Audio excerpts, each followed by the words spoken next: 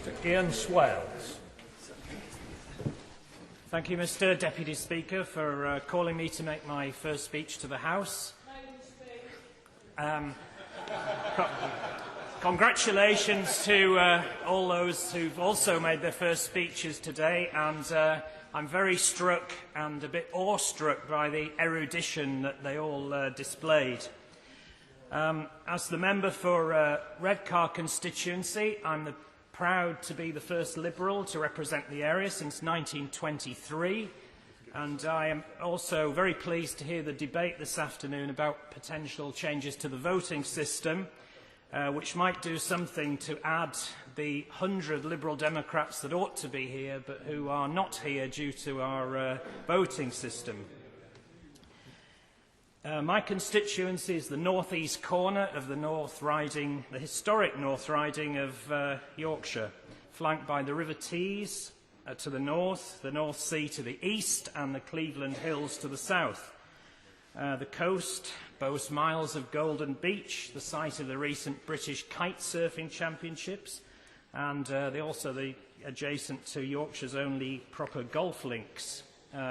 Redcar is a bustling coastal town, incorporating the former villages of Cotham and Dormanstown, and has a race course with one of the few straight, level miles in the country.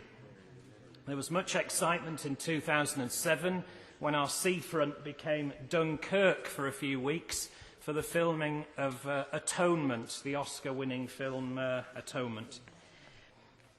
Local delicacies include chicken parmesans, which we all know as parmos, and lemon top ice creams. Probably not a diet that would be chosen by the Secretary of State for Health, but nevertheless absolutely delicious. Down the coast there's a pretty village of Mask, which has history going back to Viking times. And moving inland, we have a port and industrial complex of national importance.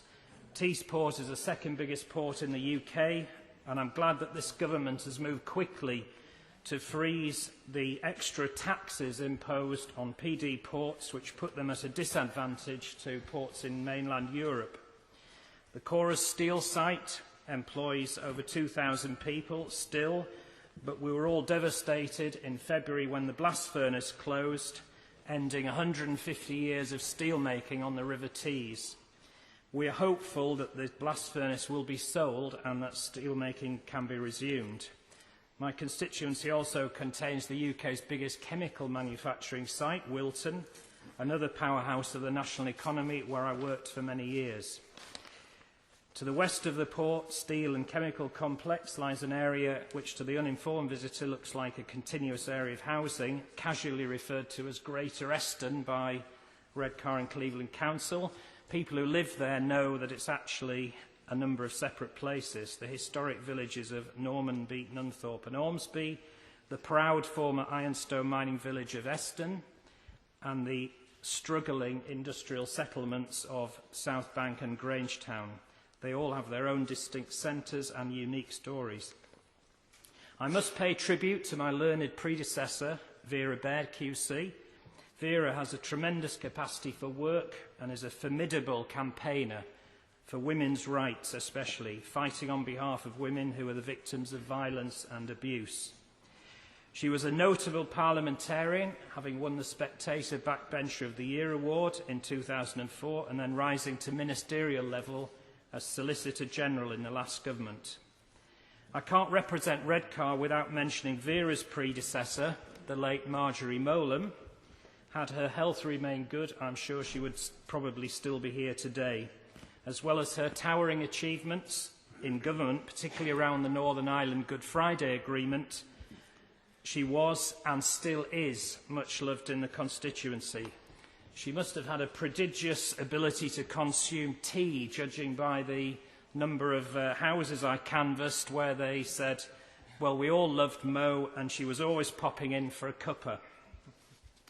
The number one issue in my area is jobs. The headline unemployment figure is around 9%, but that doesn't tell the whole story.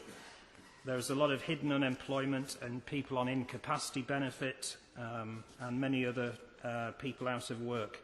The Financial Times reporter visited the constituency during the general election and had no trouble finding a woman who had just lost out as one of 490 applicants for a job cleaning the local supermarket.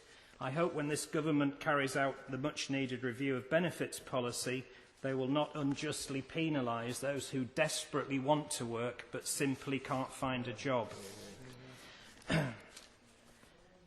There have been numerous job losses in our area. 98,000 manufacturing jobs have gone since 1971, and particularly under the last government, when manufacturing declined from 22% of the national economy to just 11%.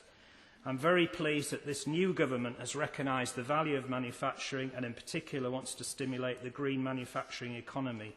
Teesside is a great place to do this. Before leaving the issue of jobs, I must mention government jobs. After recent remarks by the Prime Minister, people may have got the impression that any cutbacks in the civil service will somehow be in the northeast of England.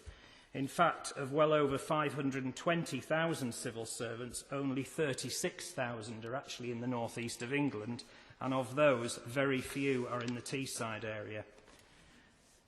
I will be constantly pressing to try and make the case that the Tees Valley should be the new location of a government agency, and myself and the Honourable Member for Stockton South have already written to our Cabinet colleagues suggesting Teesside as a good location for the new Green Investment Bank, the administrative centre, that is. I welcome this government's commitment to localism on the planning laws and also hope to see more local control over schools and not have the central diktats that went with the Building Schools for the Future programme. There are many of my local constituents who know how important that is. In conclusion, I must say that it's a fantastic honour and a privilege to have been chosen to represent the passionate and proud local people of Redcar constituency, and I will be constantly fighting for what I feel is in their best interests. Ms. Bridget Phillipson.